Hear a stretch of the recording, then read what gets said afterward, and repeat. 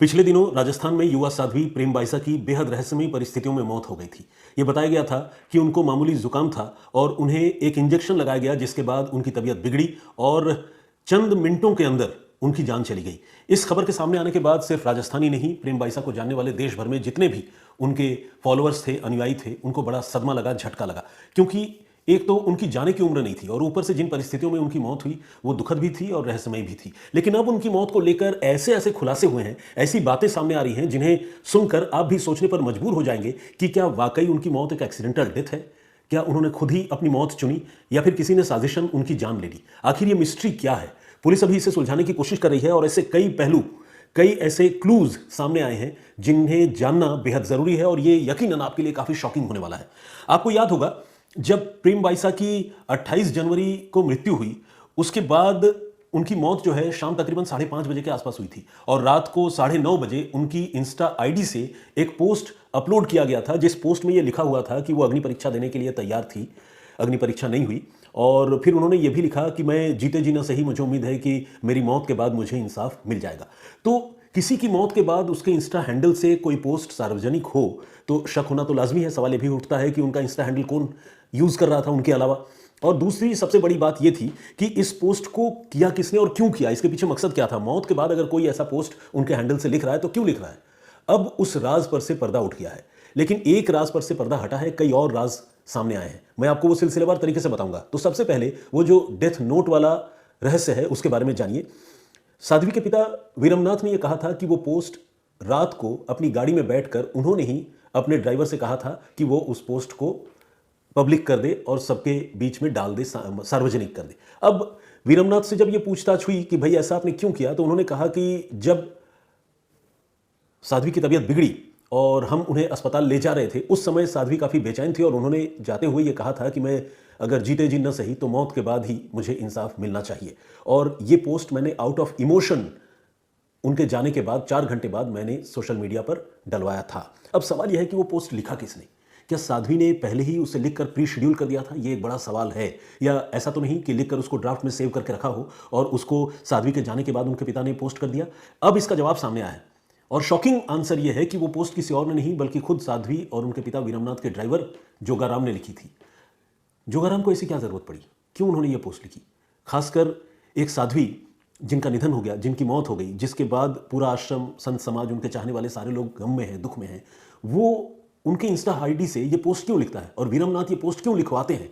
ये बहुत बड़ा सवाल है। तो वीरमनाथ और जोगाराम, इन दोनों से पुलिस ने इस मामले में 3 राउंड की पूछताछ की है और कुछ पूछताछ, कुछ क्या बल्कि जो प्रॉपर ऑथेंटिक पूछताछ है, ऑफिशियल पूछताछ है, उसको पुलिस ने वीडियोग्राफ भी करवाया है ताकि इनके बयानों में ये देखा जाए कि वो सारे सिंक हो रहे हैं या नहीं, कोई विरोधाभास तो नहीं है, क्या वाकई जोगाराम ने वो पोस्ट लिखी या किसी और ने लिखा।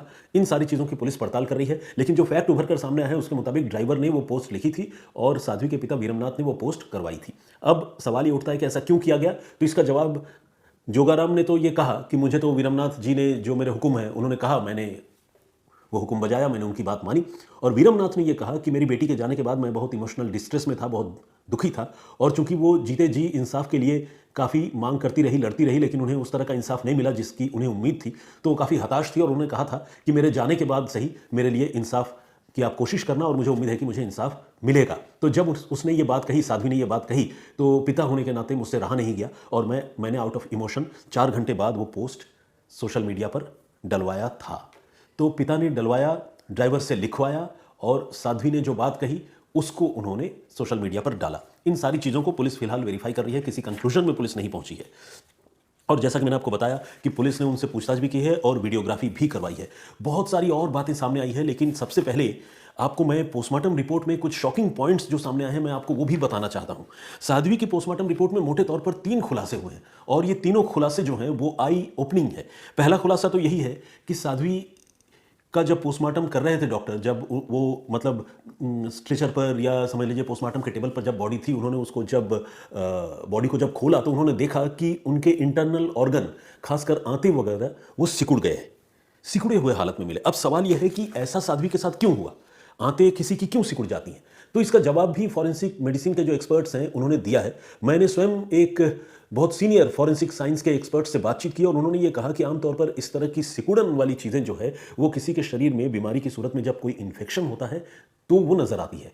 तो ये चीज़ इंडिकेट करती है कि वो सिकुड़न जो है उसके पीछे बीमारी एक वजह हो सकती है। जो दूसरा खुलासा उनकी पोस्टमार्टम रिपोर्ट में हुआ है उसमें ये पाया गया है कि उनके इंटरनल ऑर्गन में लालिमा थी, यानी लालपन था। अब लाल कोई ऑर्गन क्यों हो जाता है शरीर के अंदर का, क्या ये भी इन्फेक्शन की वजह से है? तो इसका जवाब ये है कि इंटरनल ऑर्गन इन्फेक्शन की वजह से भी लाल होते हैं, और अगर कोई ऐसी टॉक्सिक चीज, टॉक्सिक एलिमेंट बॉडी में जाए जो बॉडी को हार्म पहुंचाए, नुकसान पहुंचाए, तो वैसी सूरत में भी इंटरनल पार्ट या इंटरनल ऑर्गन जो है वो लाल हो जाते हैं। तो यहां पर ये एक ऐसा एस्पेक्ट है जिसको एक्सप्लोर करके देखना बहुत ज़रूरी है कि इंटरनल ऑर्गन जहर की वजह से लाल हुए थे या फिर कोई इन्फेक्शन हुआ था या कोई ऐसा दवाओं का कोई ऐसा साइड इफेक्ट था जिसकी वजह से वो चीज़ें लाल हुई थी अंदरूनी अंग। पुलिस अब इसका भी पता लगा रही है और इसके लिए पुलिस ने अलग से फॉरेंसिक मेडिसिन के जो एक्सपर्ट्स हैं उनकी राय मांगी है। एक और इंपॉर्टेंट बात यह है कि उनके हाथ और पाँव के नाखून जो है वो नीले पड़ गए थे। लोग ऐसा कह रहे हैं कि ऐसा जहर के मामलों में होता है, लेकिन जाहिर है सिर्फ लोगों के कहने से किसी बात को सच नहीं माना जा सकता। इस तरह की बातों को सच तभी मान सकते हैं जब फॉरेंसिक मेडिसिन के एक्सपर्ट्स अपनी राय दें, और मैंने फॉरेंसिक मेडिसिन के एक्सपर्ट से बात की और आपको बताऊं उन्होंने क्या कहा। उन्होंने ये कहा कि जब किसी के शरीर में मौत से पहले ऑक्सीजन की कमी हो जाती है, सांस लेने में दिक्कत होती है, ब्रीदिंग प्रॉब्लम होती है, तो फिर वैसे सूरत में नाखून हाथ और पाँव के वो नीले, गहरे नीले या काले पड़ जाते हैं। और इसीलिए ड्राउनिंग के मामलों में या फिर एक्सफिक्सिया, जैसे किसी के गले में फंदा कसा गया हो, वैसे मामलों में अक्सर आपने नोटिस किया होगा कि वो हाथ पांव के नाखून जो है वो काले हो जाते हैं, क्योंकि मरने वाला शख्स जो है अपनी मौत से पहले ऑक्सीजन के लिए छटपटा रहा होता है। तो ये मामला भी कुछ ऐसा ही है। यहाँ एक खास बात यह है कि साध्वी जो है वो पुलिस ने अपनी इन्वेस्टिगेशन में पाया है कि वो इन्हेलर का इस्तेमाल करती थी, और इन्हेलर का इस्तेमाल आमतौर पर ब्रीदिंग प्रॉब्लम की वजह से ही किया जाता है। और अगर उनका फिजिकल कंडीशन इतना फ्रिजाइल था, उस हालत में भी उन्हें 2 दवाओं के कॉम्बिनेशन का इंजेक्शन दिया गया, तो सवाल यह है कि क्या वो दवाएं ही फेटल साबित हुई, जानलेवा साबित हुई? पुलिस अभी इसको वेरीफाई करने में लगी है। तो कुल मिलाकर अब तक की तफ्तीश में सारे ऑप्शन खुले हुए हैं। उसमें एक्सीडेंटल डेथ, खुद अपनी मौत चुनना, यानी खुद अपनी मृत्यु कारित करना, या फिर किसी ने साजिशन उनकी जान ली, इस एंगल को भी पुलिस एक्सप्लोर करके देख रही है। जो दवाएं उनको लगाई गई थी उसके बारे में आप लोगों को शायद पता ही हो, क्योंकि लगातार क्राइम तक पर भी हम उसकी खबरें दिखा रहे हैं। डायनापार और डेक्सोना नाम की 2 दवाएं जो है उनको दी गई थी, और इन दवाओं का, ये दवाएं जो है एक साथ लगाई जाती हैं, लेकिन कई बार ये भी देखा गया है कि अगर एक सिरिंज से ही ये दोनों दवाएं एक साथ लगाई गई तो वो इतना डेडली कॉम्बिनेशन क्रिएट करता है कि कई बार इंसान की जान चली जाती है, कार्डियोवैस्कुलर फेलियर होता है, कार्डियक अरेस्ट जैसी चीज होती है और इंसान की मृत्यु हो जाती है। तो ये मामला भी कहीं वैसा तो नहीं है। पुलिस इस मामले को भी देख रही है और इसके लिए भी पुलिस डिपेंडेंट है फॉरेंसिक मेडिसिन के जो एक्सपर्ट्स हैं उनकी रिपोर्ट पर।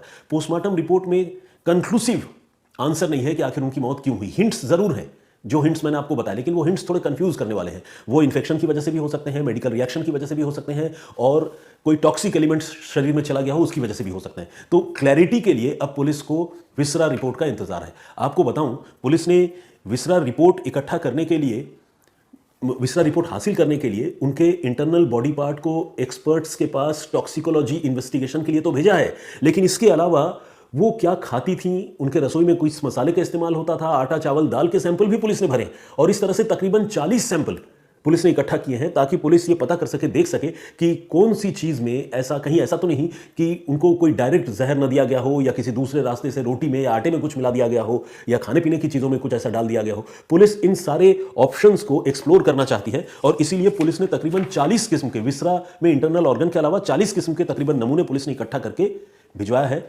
फॉरेंसिक साइंस लैबोरेटरी में जयपुर में, जहां से पुलिस एक्सपेक्ट कर रही है कि वहां से वो रिपोर्ट आए, और रिपोर्ट आने पर मौत के मामले और मौत की वजह पर ज्यादा क्लैरिटी हो। इसके अलावा पुलिस ने वो जो निडल जिसका इस्तेमाल करके उन्हें सुई लगाई गई थी, वो निडल पुलिस ने अपने कब्जे में लिया है, उसको पुलिस ने डीएनए जांच के लिए भिजवाया है, और साथ ही साध्वी के चूंकि बॉडी पार्ट पुलिस के पास ऑलरेडी हैं, तो उससे डीएनए के जो रेसिड्यू होते हैं या डीएनए के जो एलिमेंट होते हैं वो पुलिस एक्सट्रैक्ट करवाएगी ही फॉरेंसिक एक्सपर्ट से रिक्वेस्ट करके।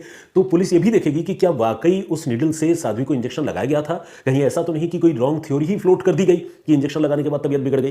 पुलिस जाहिर है इस तरह के मामलों में किसी पर भी भरोसा नहीं करती, तो पुलिस सारी बातों को क्रॉस चेक करती है, और उसी क्रॉस चेकिंग के क्रम में पुलिस जो है वो निडल का डीएनए टेस्ट करवा रही है। इसके अलावा पुलिस ने जो मेडिकल एक्सपर्ट्स हैं उनसे उन दोनों दवाओं के कॉम्बिनेशन के खतरनाक रिएक्शन की संभावनाओं के बारे में भी बाकायदा चिट्ठी लिखकर पुलिस ने पूछा है। साध्वी के मोबाइल फोन को लेकर भी रहस्य है। यह कहा जा रहा था कि साध्वी के पास जो 2 मोबाइल फोन थे उसके पासवर्ड साध्वी के पिता वीरमनाथ पुलिस को नहीं बता रहे। वीरमनाथ ने खुद इस मामले पर अपना बयान दिया था और उन्होंने कहा था कि वो एक मोबाइल का पासवर्ड तो जानते थे जो साध्वी के अलावा दूसरे लोग भी इस्तेमाल करते थे, तो वो मोबाइल फोन तो पुलिस के पास है, उन्होंने पासवर्ड बता भी दिया है। अपना मोबाइल फोन वीरमनाथ ने बताया है कि मैंने वो भी पुलिस के हवाले कर दिया, पुलिस ने मुझसे मांगा था। एक और मोबाइल फोन जिसका पर्सनल यूज साध्वी करती थी, उसका पासवर्ड जो है उनके पिता वीरमनाथ को पता नहीं था, तो उन्होंने ये बताया है कि हमने पुलिस को वो सबमिट कर दिया है और पुलिस उस फोन को अनलॉक करने और उसके पासवर्ड को क्रैक करके पुलिस उस फोन को भी एग्जामिन करने की तैयारी कर रही है या फिर अभी कर भी रही होगी, जिससे ये पता चल सके कि उनकी जिंदगी में और क्या चल रहा था।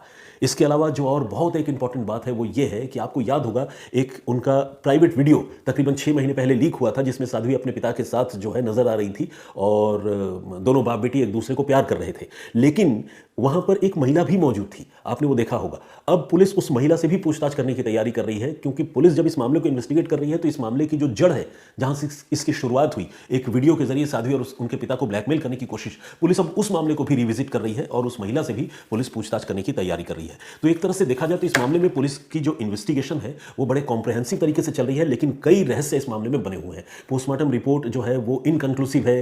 विसरा के लिए 40 से ज्यादा, विसरा के अलावा 40 से ज्यादा अलग अलग ऐसे सैंपल्स भिजवाए गए हैं जिनकी पुलिस ये जांच करवाना चाहती है कि उसमें कोई जहरीली चीज है या नहीं। इसके अलावा वो जो लास्ट डेथ नोट जो है, वो डेथ नोट का सच सामने आया है कि वो डेथ नोट किसी और ने नहीं बल्कि साध्वी के ड्राइवर ने, भोमाराम ने खुद लिखा था। क्यों लिखा था, अब पुलिस इसको भी वेरीफाई कर रही है, हालांकि एक प्रोबेबल आंसर उन लोगों ने दिया जरूर है। तो इस तरह से इस मामले में बहुत सारे ट्विस्ट एंड टर्न्स हैं। आने वाले दिनों में इस मामले में जो भी नया अपडेट होगा और साध्वी की मौत को लेकर जो भी कंक्लूसिव रिपोर्ट आएगी उसकी वजहों को लेकर विस्तार जांच से मैं आप लोगों को अपडेट करूंगा। और फिलहाल इस पेशकश में इतना ही। इन्वेस्टिगेशन की बारीकियों के साथ मैंने सोचा कि आप लोगों को एक बार अपडेट कर दूं, क्योंकि कई बार ऐसा होता है कि ऐसी खबरें जो अचानक सुर्खियों में आती है उतनी ही तेजी से जो है वो पीछे चली जाती हैं कुछ दूसरी बड़ी खबर के आने की वजह से। तो मुझे लगा कि मुझे आज इस खबर के बारे में आप लोगों को बताना चाहिए।